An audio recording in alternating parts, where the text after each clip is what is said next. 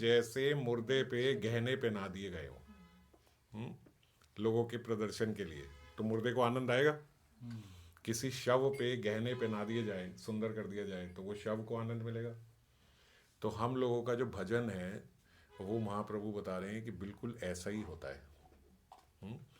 यदि उसमें मन नहीं लगा तो वो भजन कैसा है कि लोगों का तो रंजन हो रहा है, पता तो लग रहा है ये बहुत ऊंचा भक्त है, सुबह से लेकर रात तक इसके हाथ में माला रहती है और ये बहुत शास्त्रों को जानता है, संस्कृत के श्लोक बोल लेता है, कथा कर लेता है। पर जब तक उसके अपने मन को आस्वादन नहीं हुआ, भीतर से आनंद नहीं हुआ, तो कैसा है? जैसे शव पे गहने पहना दिए गए हों, मंडनम लोक रंजनम। लोगों के लिए तो सब कुछ है, पर भीतर से एकदम खोखला।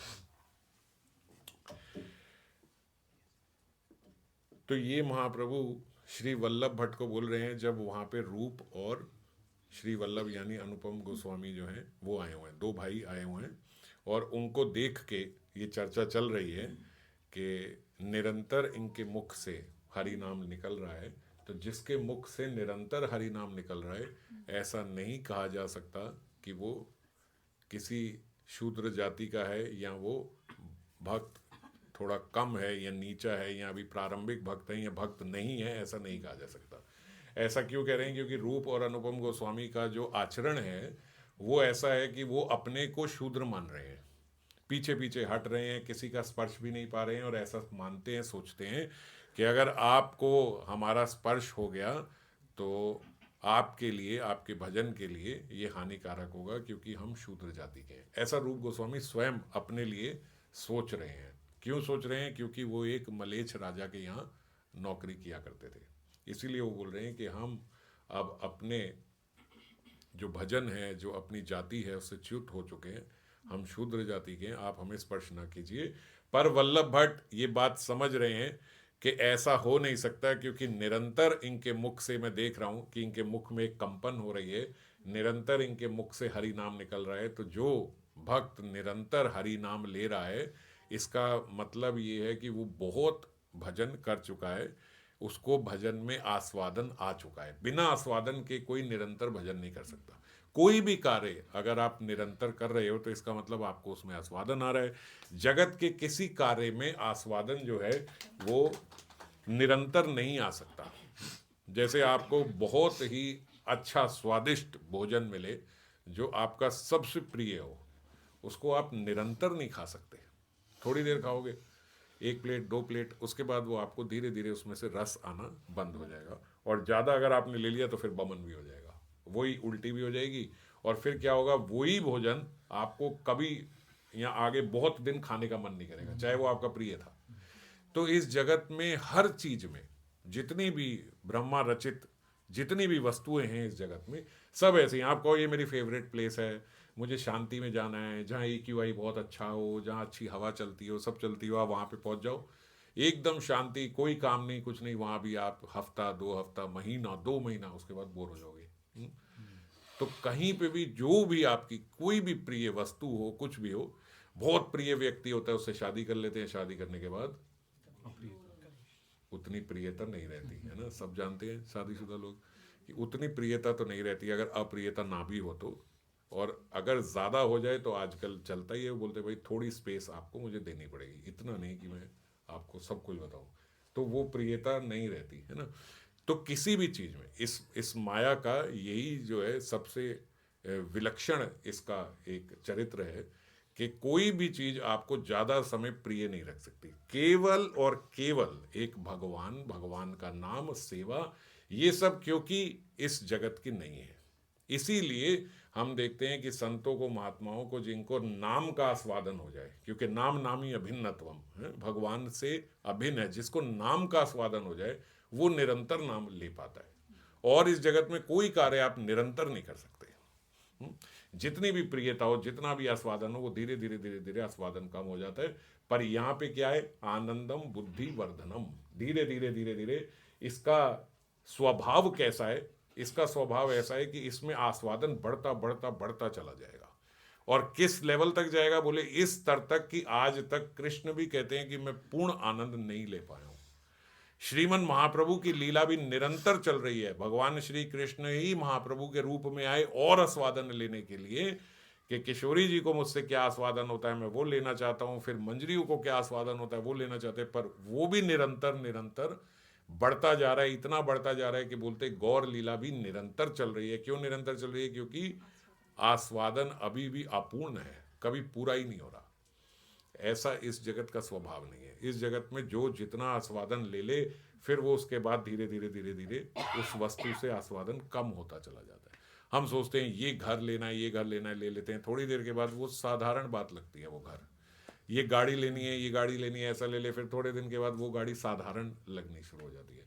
तो कोई भी चीज हम इस जगत में देखें, हमारी उससे धीरे धीरे धीरे धीरे रस खत्म होता है।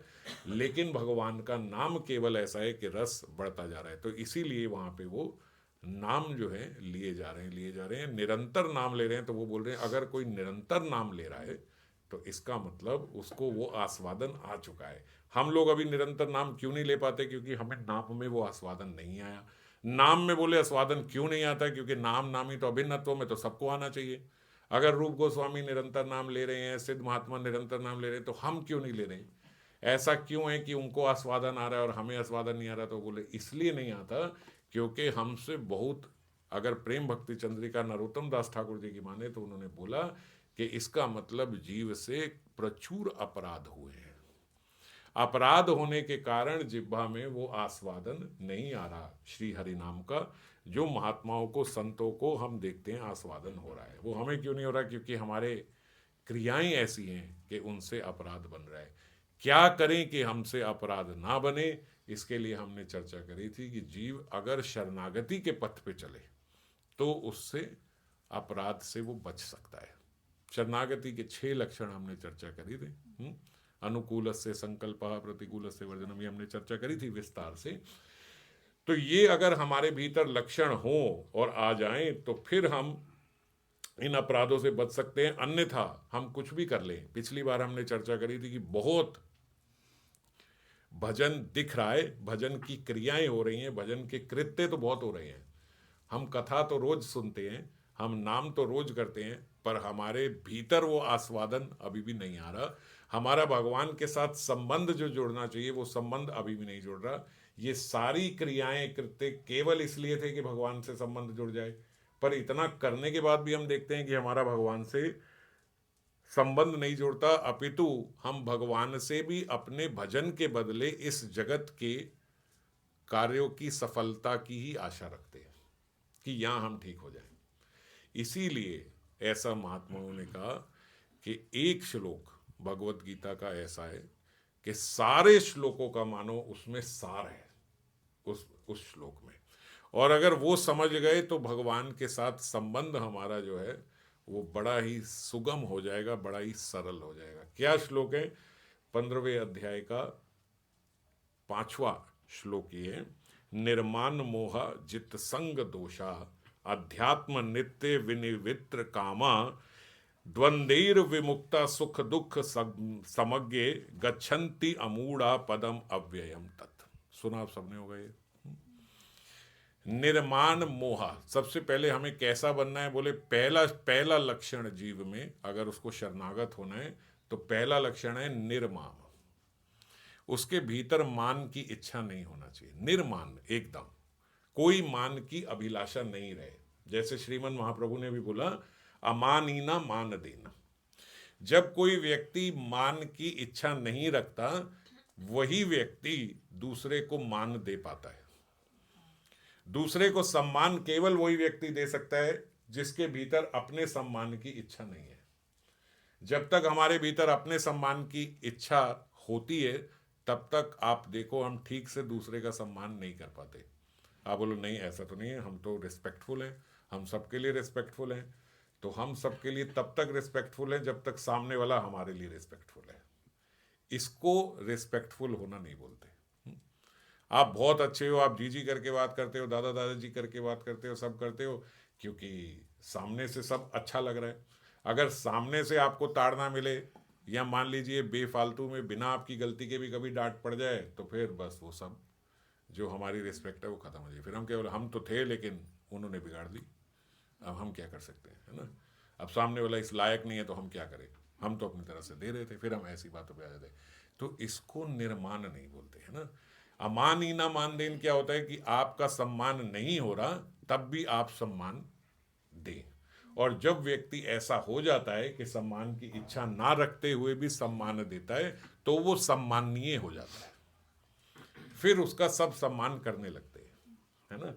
तो वो सम्मानीय कब बनता है, जब वो सम्मान की इच्छा नहीं करता है। और जब तक वो अपने सम्मान की इच्छा करता है तब तक वो अपमान का अधिकारी बना रहता है।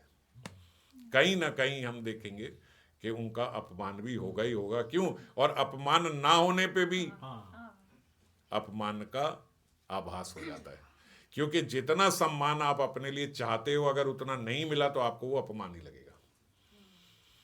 आपके मन में ऐसी इच्छा है कि अगर अभी मैं खड़ा हो जाऊं तो सब खड़े हो जाएं, तो कोई एक भी नहीं खड़ा हुआ तो जो 50 लोग खड़े हो गए आप उसके लिए खुश नहीं होगे, जो एक नहीं हुआ उस पर आप अपमान अपना मान लोगे।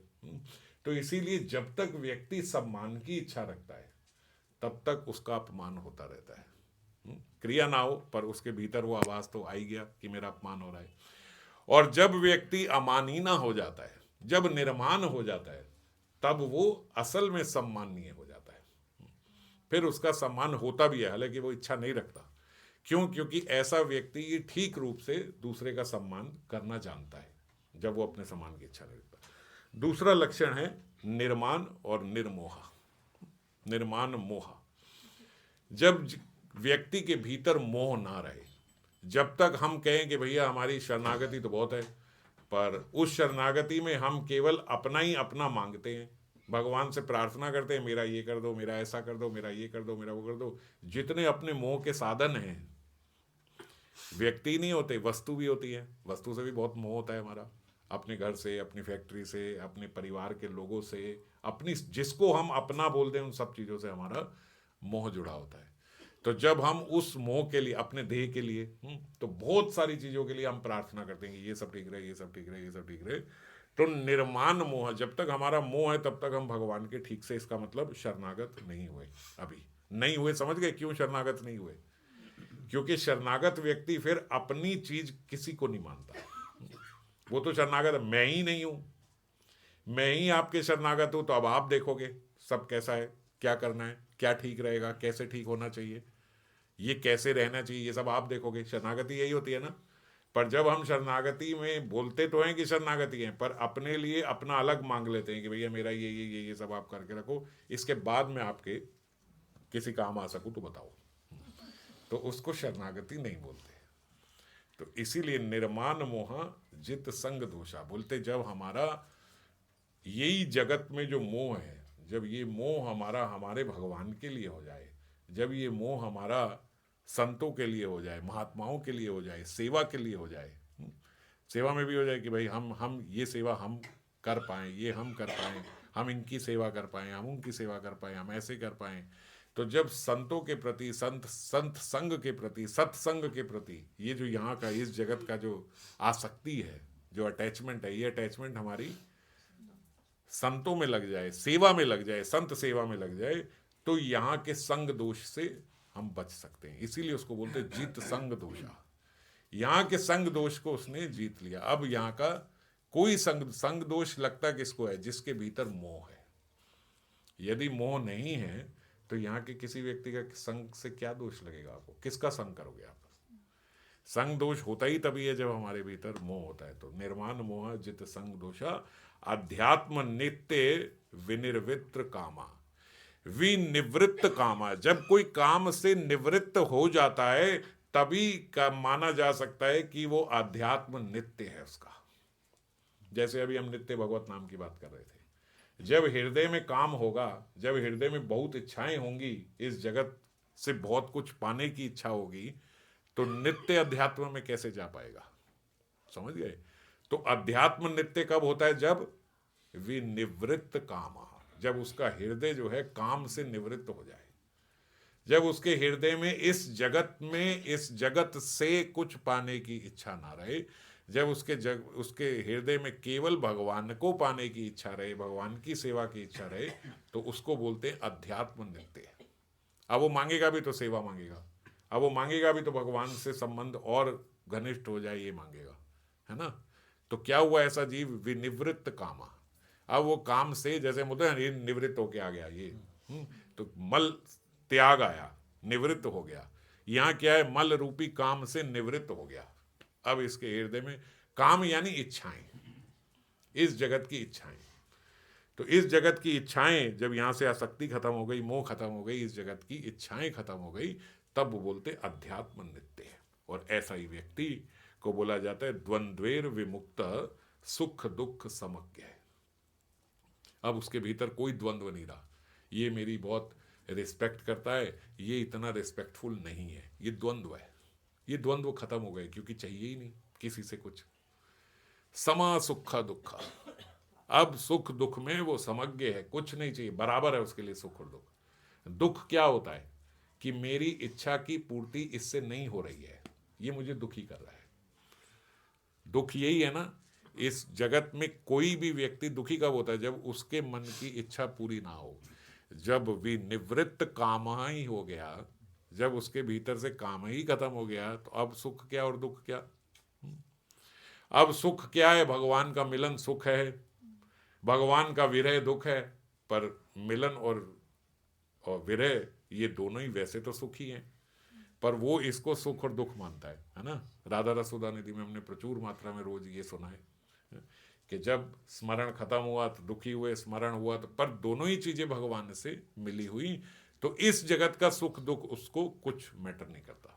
अब उसके वो सुख और दुख भी ऊपर चले गए, जो वास्तव में सुख की ही स्थिति है, सुख की भीति में ही ये सुख दुख लगा हुआ है। पर इस जगत से ये आपसे बात नहीं कर रहा, वो आपसे बात कर रहा है, उसने आपको मैसेज भेजा, उसने नहीं भेजा, उसने ये करवा रहे, वो कहता है छोड़ो, कौन वहां से छोड़ के इनकी बातें सुने, ये सब है ना, बहुत दूर की और बहुत पागलों वाली बातें लगती है। मगर हम इन्हीं पागलों वाली बातों में अपना पूरा जीवन व्यतीत करें, समझ गए।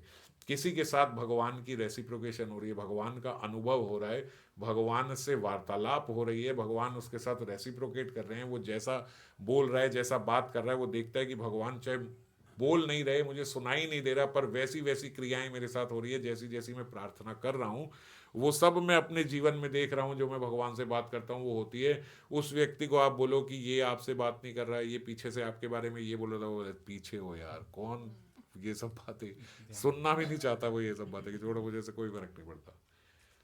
जब बहुत बड़े व्यक्ति से कनेक्शन हो तो छोटे आदमी क्या बोलते हैं उनको कोई सुनना नहीं चाहता। तो जब भगवान के साथ ही रेसिप्रोकेशन होने लगे तो इन सब संसार की परवाह कौन करता है, तो उसको बोलते समा दुख समज्ञ। यहाँ के सुख दुख से उसे कोई फर्क नहीं पड़ता। गच्छन्ति अमूढ़ा पदम अव्ययम यत, ऐसा व्यक्ति भगवान के चरणों को पाने का अधिकारी है। और अगर ऐसा नहीं है तो जीव भगवान को पाने का अधिकारी नहीं है। तो यहाँ पे रूप सनातन गोस्वामी जो निरंतर भगवान का नाम जिनके मुख से निकल रहा है, उनमें ये सारे लक्षण वल्लभ भट्ट भी देख पा रहे हैं, और ये सारे लक्षण श्रीमन महाप्रभु भी अनुभव कर रहे हैं, इसीलिए बड़े प्रसन्न हैं उन दोनों भाइयों से। प्रभुर प्रेमावेश आर प्रभाव भक्ति सार, सौंदर्य आदि देखी भट्टेर हैल चमत्कार। जो वल्लभ भट्ट हैं अब वो चमत्कृत हो गए। क्या हो गया अचानक से, अभी तो महाप्रभु बात ही कर रहे हैं, बात करते करते अचानक से कोई सोचे ये श्लोक कैसे आ गया, प्रभुर प्रेमावेश आर प्रभाव भक्ति सार, ये सब कहां से बातें आ गई। बात करते करते एकदम से हम दो जन बात कर रहे हैं और एकदम से कहें ये दो बात कर रहे हैं, वो श्लोक सुना रहे हैं, ये श्लोक सुना रहे हैं, और आपका प्रेमावेश देख के, आपकी भक्ति का सार देख के, आपका सौंदर्य देख के आनंद आ गया। ये बात कैसे हो गई? क्योंकि जब भक्तों के भीतर भगवान भक्ति को देखते हैं तो भगवान के सौंदर्य का भी वर्धन हो जाता है, उनके भीतर से जो आभा निकल रही है उसका भी वर्धन हो जाता है। वल्लभ भट्ट जब उसको देख रहे हैं तो चमत्कृत हो रहे हैं। ये भी हमने राधा रस सुधा निधि में खूब चर्चा करी है ना। तो ऐसे ही महाप्रभु जब रूप गोस्वामी को देख रहे हैं तो उनके भीतर से जो कांति है उसका और वर्धन हो रहा है। क्यों? कांति का कैसे वर्धन होता है? क्योंकि भगवान बहुत प्रसन्न हो रहे हैं, श्रीमन महाप्रभु बहुत प्रसन्न हो रहे हैं, और उनके देख के, रूप और अनुपम गोस्वामी को देख के उनके भीतर प्रेमावेश हो रहा है कि कितना आनंद ले रहा है मेरा ये भक्त मेरे नाम में। और वो प्रेमावेश से और प्रभाव भक्ति सार, और भगवान के भक्ति का सार जो वो दे रहे हैं श्रीमन महाप्रभु, उनके प्रभाव को देख के। नहीं तो हम जैसे श्रीमन महाप्रभु यहाँ रह रहे हैं जितनी सरलता से जैसे रह रहे हैं, तो ऐसे लगता है ना कि शास्त्रों का इतना ज्ञान नहीं होगा, बस भगवान के प्रेम में ही नाचते गाते रहते। सब ऐसा ही सोचते थे कि ये सन्यासी तो केवल नाचते हैं गाते हैं, इन्हें शास्त्र अध्ययन वगैरह ये सब नहीं करते, ऐसे ही बोलते थे ना। आप तो वेद शास्त्र नहीं पढ़ते, आप तो केवल वो भी बोलते थे हाँ मैं मूर्ख हूँ। मेरे गुरु ने कहा आप मूर्ख हो, आप केवल नाम लो कीर्तन करो। हालांकि नाम कीर्तन सार है। कोई व्यक्ति ये सब जाने बिना नाम संकीर्तन में, हम नाम की महिमा कहाँ से सुन रहे हैं? शास्त्रों से ही तो सुन रहे हैं। साधु संग किया तो ही तो पता लगा, शास्त्र पढ़े तो ही तो पता लगा। नहीं तो जिसने साधु संग नहीं किया, जिसने शास्त्र नहीं पढ़े, आप उनको बोलो बस नाम लो नाम लो, वो बोले क्या होता है नाम लेने से? पागल हो तुम लोग। ये क्या होगा? दिन रात माला करने से क्या हो जाएगा? ऐसे हर वक्त नाम लेने से क्या हो जाएगा? ऐसा ऐसा लोग तत्व देते हैं, बोलते आपको कोई बार बार आपका नाम ले लेके पुकारता रहे घर में पुकारता रहे, तो आप इरिटेट हो जाओगे कि नहीं हो जाओगे? मारोगे नहीं थप्पड़ कि बात बोल, नाम के लिए जा रहा है। ऐसे ही भगवान तुम लोगों से इरिटेट हो जाते हैं। वो लोग ऐसा तत्व देते हैं क्योंकि नाम नामी अभिन्न तत्व सब जाना ही नहीं, सुना ही नहीं, नाम महिमा पता ही नहीं, तो बोलते तुम भगवान को दुखी करते हो। हम लोग दुखी नहीं करते, हम बात करते हैं क्या चाहिए। तो ये बातें हम कैसे जानते हैं? जब हम भक्तों का संग करते हैं, जब हम शास्त्र अध्ययन करते हैं, सत्संग सुनते हैं, तब हमें ये सब बातें पता लगती हैं। तो इसीलिए जो निरंतर नाम कर रहा है, यानी वो सब शास्त्रों का मर्म जो है वो जान चुका है, तभी नाम ले रहा है। तो यहाँ श्रीमन महाप्रभु जिन श्लोकों का आप उच्चारण कर रहे हैं और रूप गोस्वामी को देखकर जो प्रसन्न हो रहे हैं, उनके प्रेमावेश को देख के, उनके भक्ति सार को के प्रभाव को देख के, सौंदर्य आदि देखिया भट्टाचार्य होइल चमत्कार। सौंदर्य का भी वर्धन हो रहा है, जब कांति की वर्धन हो रही है तो उनके सौंदर्य को देख के वल्लभ भट्ट चमत्कृत हो रहे हैं, क्योंकि बढ़ता जा रहा है, बढ़ता जा रहा है। जैसे जैसे श्रीमन महाप्रभु बोल रहे हैं, ऐसे ऐसे उनके भीतर से कांति का प्रभाव बढ़ता जा रहा है, और वो देख के वल्लभ भट्ट जो है आनंदित हो रहे हैं। देखो, भगवान जब भगवत स्वरूप में आते हैं तो उनके पास करने को ज्यादा काम नहीं होता, उनके लिए भी सरल होता है। नरसिंह भगवान आए, कितनी देर के लिए आए, है ना? दुष्टों का संहार किया, चले गए, कोई ज्यादा समस्या नहीं है। परित्राणाय साधुनाम विनाशाय च दुष्कृताम। दुष्कृताम विनाश करना बड़ा आसान है। बामन देव आए, कितनी देर के लिए आए? फटाफट से एक सबक सिखाया, चलो जी अपना चले गए। तो जो थोड़ी देर के लिए भगवत स्वरूप में आए, भगवान बन गए। बामन देव आए तो भगवान बन के नहीं थे, बड़ी जल्दी भगवान बन गए। जैसे ही उन्होंने वर दिया 3 पग ले लो, वैसे ही भगवत्ता दिखा दी। तो जब भगवान बन गए तो उतना आस्वादन नहीं, पर वही भगवान जब भक्त स्वरूप में आते हैं तो दुष्टों का संहार करने नहीं आते, उनकी दुष्टता का संहार करने के लिए आते हैं। वो टेढ़ा काम है, समझ गए? दुष्ट का संहार करना बड़ा आसान है, गोली मार दो, ज्यादा बात है, ज्यादा इकट्ठे हो गए हैं, सबको इकट्ठा करके वहां मिसाइल मार दो, बड़ा आसान है। भगवान के लिए क्या है? ये तो सब हम लोग कर लेते हैं, हम लोग मतलब कुछ लोग तो संहार करना आसान है, किसी दुष्ट का संहार करना आसान है। हमारी जो सरकार है वो भी यही करती है, पुलिस भी यही करती है। दुष्ट को पकड़ा, भैया जेल में डाल दिया, फांसी दे दी, ये कर दिया, वो कर दिया, दुष्ट का संहार कर रहे हैं। पर दुष्टता का संहार करना हो तो तुम्हारा आप हजारों दुष्टों को मार सकते हो, पर एक के दुष्टता का संहार करने में सालों लग जाएंगे। हो सकता है जीवन लग जाए, पर उनके भीतर सुधार ना आए। ऐसा हम देखते हैं कि नहीं देखते? कितने दुष्ट भक्त बन जाते हैं और मतलब भक्ति के कृत्य करते हैं, तो देखते हैं कि लेकिन भीतर दुष्टता ही भरी रहती है, वो हटती ही नहीं है। कितना कितना कुछ करते हैं, गुरु जी के आश्रय में हो गए, सब कर, आश्रय मतलब ठीक से आश्रय ग्रहण नहीं किया, आश्रम में हो गए, ऐसे आश्रम में। मगर देखते हैं कि हमारे भीतर से वो अब हम अपने को ही देख लें, किसी और को नहीं, अपने को देख, हमारे भीतर से हृदय से जो काम क्रोध लोभ मोह है, ये सब जा नहीं रहा है। तो क्या हो रहा है? दुष्टता का नाश नहीं हो पा रहा है ना? तो इसीलिए दुष्ट का नाश करना आसान है। जब भगवान भगवत स्वरूप में आते हैं, बड़ा इजी काम होता है उनका। पर जब महाप्रभु स्वरूप में आए हैं तो दुष्टता का संहार करना ये बड़ा टेढ़ा कार्य है, ये टेढ़ा काम है, ये आसान नहीं है। तो यहाँ पे जब ऐसा भगवान देखते हैं और ऐसे क्रियाएं करते हैं तो भक्त जो हैं वो चमत्कृत होते हैं कि कैसे कर दिया। आज भी उदाहरण दिया जाता है कैसे जगाई मधाई को अचानक से इतना उनकी दुष्टता का ऐसे संहार कर दिया, कैसे कर दिया। वो जगाई मदाई जो इतने इतने पाप करते थे, सबको मारते थे, क्या क्या नहीं करते थे, आतंक मचा रखा था, और आज कैसे हो गए हैं कि अपने हाथ को मार रहे हैं जोर से कि ये हाथ कैसे उठ गए, निताई पे कैसे उठ गए, तोड़ दिया अपना हाथ मार मार के दीवार पे कि आप पे कैसे उठ गया। ऐसी दुष्टता का संहार श्रीमन महाप्रभु ने यहाँ पे आके किया सबकी। तो ये देख के चमत्कृत होते हैं भक्त कि ऐसा कैसे आपके प्रभाव से कैसे एक दुष्ट व्यक्ति भी ठीक हो जाता है। तो वल्लभ भट्टाचार्य अब सोच रहे हैं कि श्रीमन महाप्रभु को मैं अपने घर लेके चलूं। जैसे हम ललायित होते हैं संत महात्मा को अपने घर ले जाने के लिए कि मैं इनके ये हमारे घर एक बार आ जाएं, चरण पड़ जाएं, ऐसा हम लोग सोचते हैं ना। तो श्रीमन महाप्रभु के लिए सोच रहे हैं कि ये हमारे घर चलें, वो वहाँ पे उनको प्रसाद पवाना चाहते हैं, भिक्षा करवाना चाहते हैं। तो श्रीमन महाप्रभु से आग्रह कर रहे हैं कि आप मेरे घर पे चलिए, मेरे घर पे भिक्षा पाइए। श्रीमन महाप्रभु मान गए। अब उनका जो ग्राम है जहाँ वो रहते हैं वो अड़ैल ग्राम है। अड़ैल ग्राम यमुना पार करके आएगा। तो वहाँ पे नाव में गए, यमुना जल देखिया चिक्कन श्यामल, प्रेमावेश महाप्रभु हईल विहल। अब महाप्रभु विवल हो गए जब उन्होंने यमुना के दर्शन किए। यमुना के दर्शन करते ही फिर उनके भीतर प्रेमावेश आ गया, और उस प्रेमावेश में श्रीमन महाप्रभु ने वहीं पे नाव से छलांग लगा दी बीच यमुना में। हुंकार करी यमुनार जले दिला झांप, वहां एकदम से छलांग मार दी।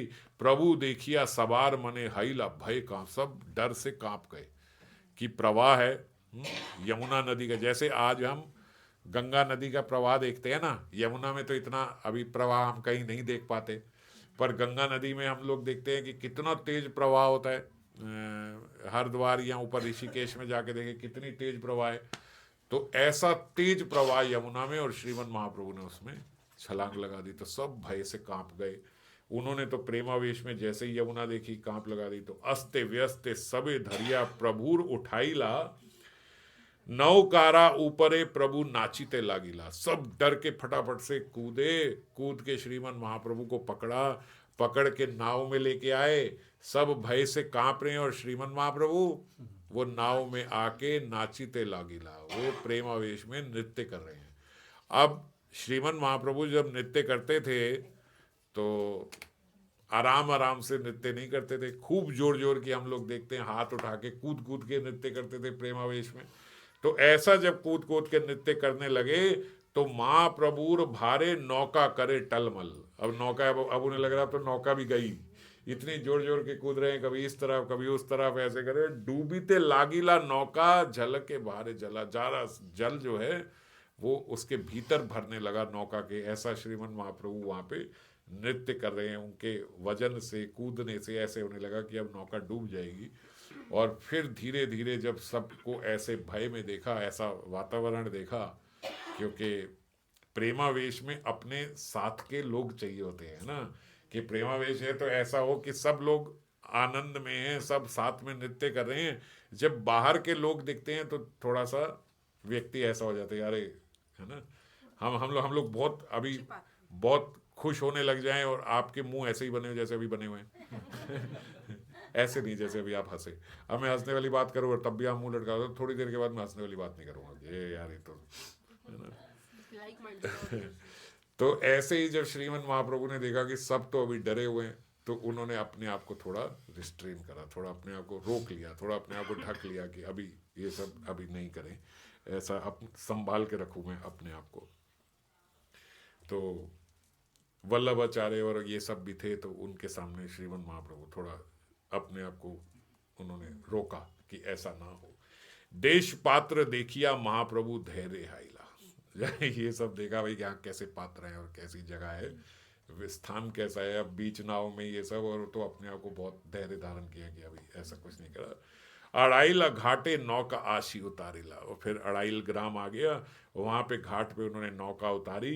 भय भट्ट संगे रहे मध्यान्ह कराइया।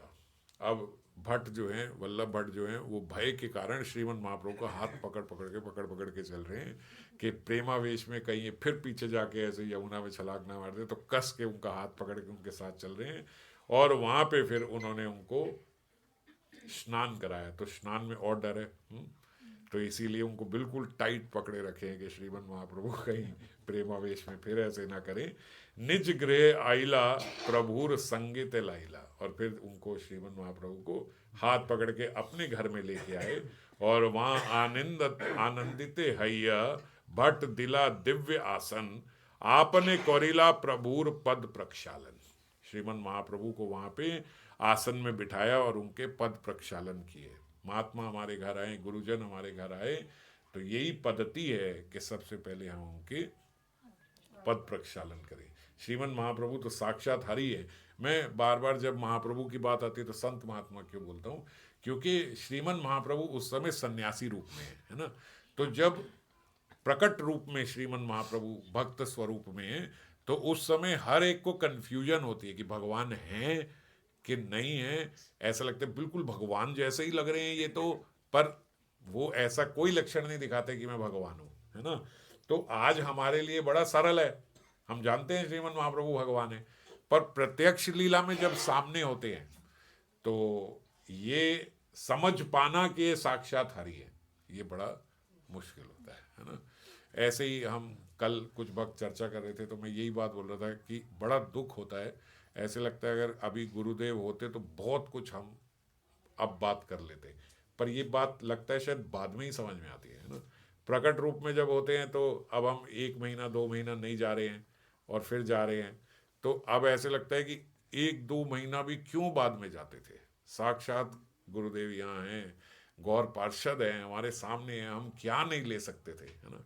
लेकिन नहीं, तो ऐसा माया का शायद ऐसा प्रभाव होता है, स्वभाव है माया का, कि जब प्रत्यक्ष सामने होते हैं तो वो समझ में नहीं आती। या ऐसे कह लो कि मेरे जैसे मूर्ख को समझ में नहीं आई, कई भक्तों को आ गई और उन्हें बहुत लाभ लिया भी हो, तो समझ में नहीं आती, लेकिन बाद में समझ में आती है। पर बाद में फिर तो कुछ हो नहीं सकता। तो आज हम लोगों को ये समझ में आती है कि श्रीमन महाप्रभु तो साक्षात हरि हैं, पर उस समय ऐसे नहीं लगता, मतलब लगता था, पर फिर ऐसे लगता था कि पता नहीं बिल्कुल हरि लगते हैं अब, हैं या नहीं है, क्योंकि अब वो बिल्कुल ऐसे रहते हैं सन्यासी की तरह, तो विश्वास भी नहीं होता कि वो साक्षात कृष्ण हैं, ऐसे सन्यासी रूप में हमारे साथ हमारे ही घर में बैठे हुए हैं। तो इस बात से भी जो भक्त होते हैं, जो समझ भी पाते हैं कि भक्त है, वो उनकी समझ ना समझ हो जाती है कि ऐसे मेरे घर आके बैठ जाएंगे, ऐसे नहीं हो सकता, है ना। तो महाप्रभु कलिकाल में भी इतने इतने कृपालु स्वभाव में रहे, कलिकाल के लोगों पे भी ऐसी कृपा कर रहे हैं, कलिकाल के भक्त भी इस बात को समझ नहीं पाए कि ऐसा कैसे हमारा सौभाग्य है। और आज भी जैसे श्रीमन महाप्रभु का ही युग चल रहा है ना, तो अभी 500 साल पहले गए हैं, तो वो प्रभाव अभी भी है ना। इसीलिए हम लोग भी देखें तो हमारे भीतर ऐसा कोई गुण नहीं दिखेगा कि कैसे हम इतनी बड़ी चीज के साथ जुड़ गए, कैसे हम श्रीमन महाप्रभु को जान पा रहे हैं, कैसे हम श्रीमन महाप्रभु की लीला को सुन पा रहे हैं, समझ पा रहे हैं, वहाँ उनकी लीला में प्रवेश करने का सोच भी पा रहे हैं। ये कैसे हो रहा है? क्योंकि ये कैसी वस्तु है? ये वो वस्तु है जो सतयुग में प्राप्त नहीं हुई। सतयुग में लोगों को पता भी नहीं है कि ऐसे वृंदावन में मंजरी भाव में भी प्रवेश हो सकता है, ये पता ही नहीं है। त्रेता में नहीं पता है, द्वापर में नहीं पता है, और कली काल में आके कलीमल जीवों को ये बात पता लग रही है, तो ये बात हैरानी की है। और ये कैसे पता लग रही है? श्रीमन महाप्रभु की कृपा से ही, उनके प्रभाव से ही।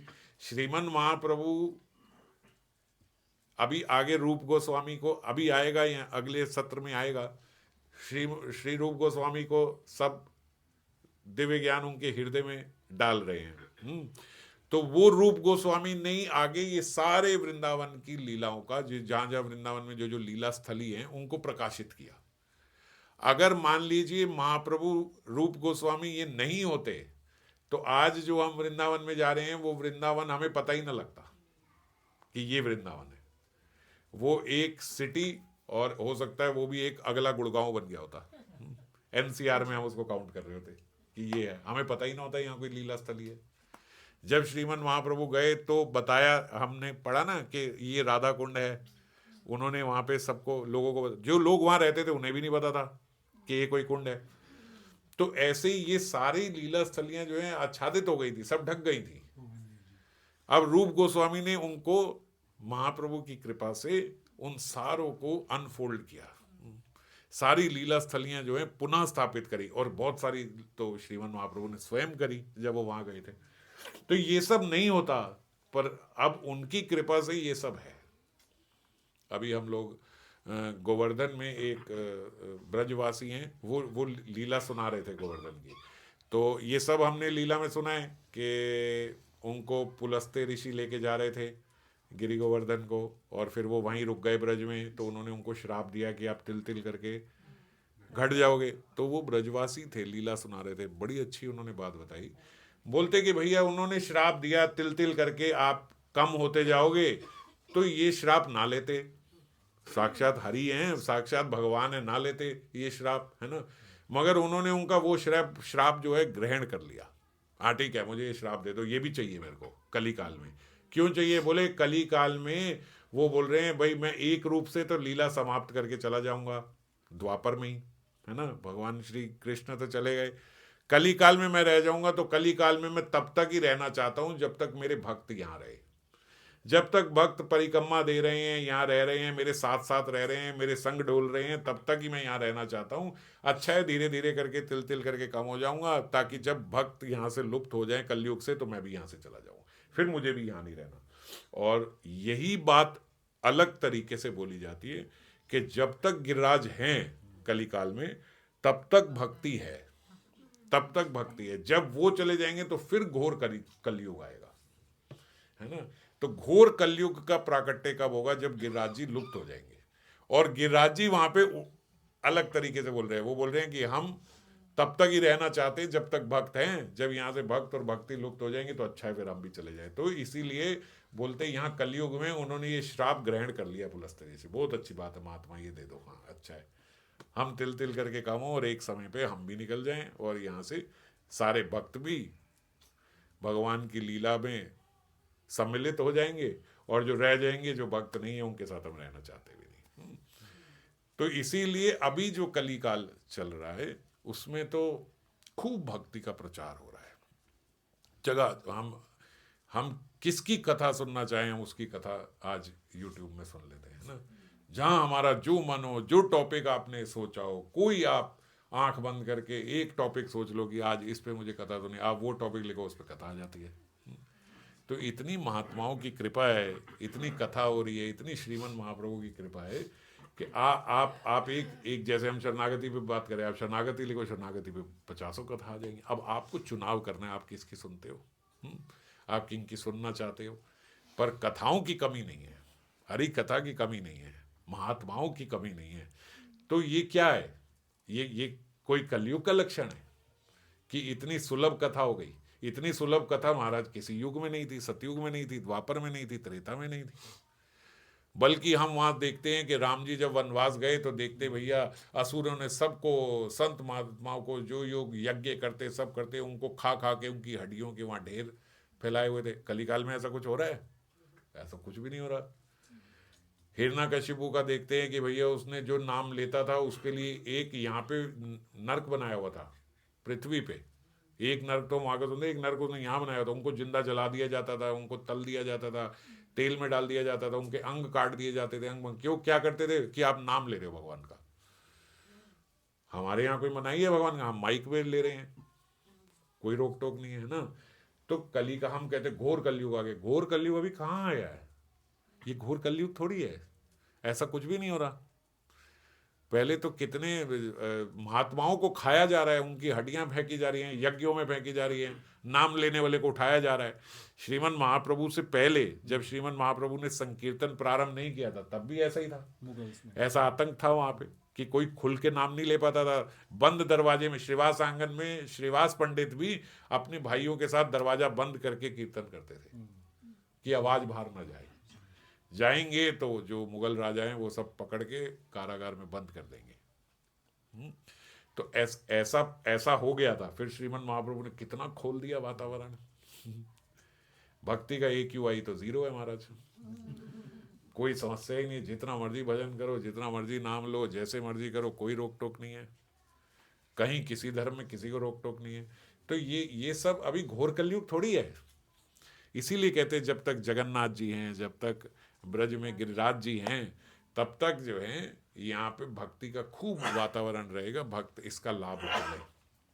जब कुछ समय के बाद ये सब लुप्त हो जाएगा तो फिर आप नाम भी नहीं ले पाओगे। और नाम ले क्या नहीं पाओगे बोलते, ऐसी प्रवृत्ति हो जाएगी कि नाम कोई लेना चाहेगा ही नहीं। नाम लेना है ये किसी को पता ही नहीं होगा। धीरे धीरे धीरे धीरे समय का ऐसा परिवर्तन होगा कि जीव केवल अपने जीवन की रक्षा के लिए ही भागता रहेगा। कहीं आराम से बैठे तो नाम लेना, आप आराम से बैठ भी नहीं पाओगे। कलिकाल के ऐसे लक्षण बताए हैं। हर समय डर लगा रहेगा। इतने लोग इकट्ठे नहीं बैठ सकते। क्यों नहीं बैठ सकते? बोले सब भूखे हैं। जैसे ही किसी का दाव लगा वो दूसरे व्यक्ति को मार के खा जाएगा।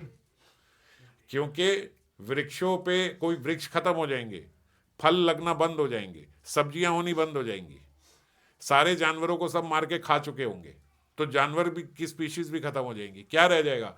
मनुष्य के पास जिंदा रहने का एक ही तरीका है कि वो दूसरे मनुष्य को खा ले, बस उसका यही भोजन है। तो इतने सब इकट्ठे नहीं बैठ सकते। सत्संग छोड़ो, संग नहीं हो सकता। सत का संग छोड़ो। ऐसा कलिकाल आएगा कि जहां कोई जिसको देखेगा वहां उसको मारेगा, खा जाएगा। समझ गए? मैक्सिमम आयु बहुत ज्यादा बोलते, बहुत लंबा जिएगा तो 12-13 साल जिएगा, बस इससे ऊपर नहीं जी पाएगा। 12-13 साल तक बच के रह गया किसी से, बहुत बड़ी बात हो गई। किसी ने मार के खाया नहीं कि बहुत वृद्ध हो जाएगा तो 12-13 साल। तो ऐसा घोर कलिकाल आना है ना। तो अभी तो कुछ भी नहीं। अभी क्या है, अगर हम ऐसे कंपेयर करें तो किसी युग में भी इतना अच्छा वातावरण नहीं था जितना अच्छा वातावरण श्रीमन महाप्रभु के छत्र में अभी मिल रहा है। इसीलिए इसको अभी स्वर्ण युग बोला जाता है। तो इस स्वर्ण युग में अगर हम लोग ठीक से भजन नहीं कर पाए और फिर दोबारा मनुष्य योनि मिली या फिर दोबारा आने का सोचा, पहले तो नहीं कर पाए तो पता नहीं कौन सी योनि में जाए, और अगर चलो बहुत ही अच्छे रहे और मनुष्य योनि में वापस आ गए तो भी कितने समय के बाद आए, क्या हुआ है ना। क्योंकि यहाँ का समय और वहाँ की गणना का भी अलग हिसाब किताब होता है, बहुत लंबा हो जाएगा। आप सबको थोड़ा पहले तो बताया ही हुआ है। तो हो सकता है एक मनुष्य के बाद दूसरा मनुष्य बनने में यहाँ 2-2.5 साल चले जाए। तो फिर महाराज जब आप आए तो तब सब लुप्त होने वाला हो या लुप्त हो चुका हो। तो इसीलिए चांस नहीं लेना चाहिए भैया। अभी बड़ा अच्छा अवसर है, स्वर्ण युग है, सब कुछ मिला हुआ है। इसी समय हम लोग सब समझ के कि आखिरी अवसर है हमारे पास, और अपने अपने सब जो हमारी अवस्था भी जो है, वो आयु भी जो है, वो भी लेटर पार्ट में ही आ चुकी है। तो ये दूसरे पार्ट में ही है। तो इसीलिए इस बात को समझ के सब चीज़ें छोड़ के केवल भजन को ही प्रारंभिक हम जो है प्रायोरिटी जो है वो उसको दें, अपने भजन को, और यहाँ से निकलने का सोचे, अन्यथा बड़ा मुश्किल हो जाएगा। तो आगे गौर कथा में हम लोग आगे फिर आगे और आगे अगली बार चर्चा करेंगे कि श्रीमन महाप्रभु यहाँ रहे। थोड़े ही टाइम के बाद फिर उन्होंने, बहुत भीड़ यहाँ पे आके इकट्ठे होने लगी, तो श्रीमन महाप्रभु को वो प्रयाग में ले गए वापस वल्लभ भट्ट जी, क्योंकि वो छोटा ग्राम, अड़ाइल ग्राम, और वहाँ पे उनके घर में बहुत भीड़ लगने लगी श्रीमन महाप्रभु के दर्शन के लिए। तो वापस प्रयाग में ले आते हैं और प्रयाग में फिर उनको रूप गोस्वामी को वो ज्ञान देते हैं। हालांकि बीच में रघुपति उपाध्याय आएंगे, वो फिर पूरी चर्चा हम लोग अगली बार करेंगे कि क्या क्या उनसे चर्चा हुई और क्या रूप गोस्वामी को शिक्षा दी। मैं भी प्रयास करूंगा कि अगली बार बिल्कुल स्टिक केवल इसी पे गौर कथा में रहेंगे और गौर कथा पे हम लोग चर्चा करेंगे। ठीक है, जय श्री राम।